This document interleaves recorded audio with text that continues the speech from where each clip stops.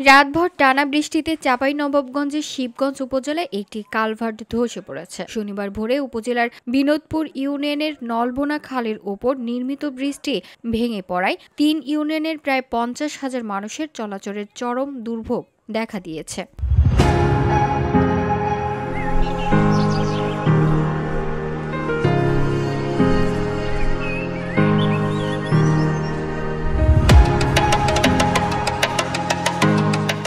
একই স্থানে ৩বার ব্রিজ নির্মাণ করা হলেও প্রতিবারই নিম্নমানের সামগ্রী ব্যবহার এবং পরিকল্পনায় পানি নিষ্কাশনের পর্যাপ্ত ব্যবহার না থাকায় বারবার ভেঙে পড়েছে ব্রিজটি, অভিযোগ স্থানীয়দের। তবে এসব অভিযোগ অস্বীকার করে উপজেলা প্রশাসন জানিয়েছেন বিষয়টি পরীক্ষা নিরীক্ষা করে পুনর্নির্মাণের উদ্যোগ নেওয়া হবে।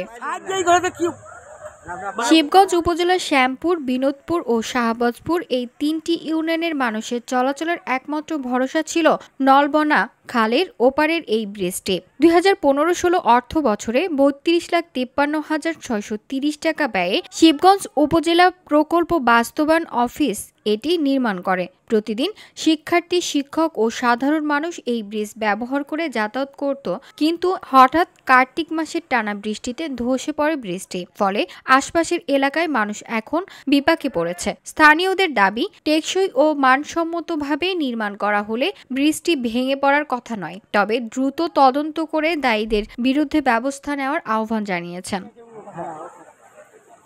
শিবগঞ্জ উপজেলা নির্বাহী কর্মকর্তা ইউএনও আজাহার আলী জানান, ব্রিজটি মানসম্মত ছিল কিনা পরীক্ষার পরে আসলে বোঝা যাবে। ভেঙে পড়া ব্রিজটি আপাতত মাটি ফেলে রিপেয়ারিং করে চলাচলের উপযোগী করা হবে। পরে ইঞ্জিনিয়ার দ্বারা পরীক্ষা নিরীক্ষা করে নতুনভাবে স্থায়ী ব্রিজ নির্মাণের উদ্যোগ নেওয়া হবে।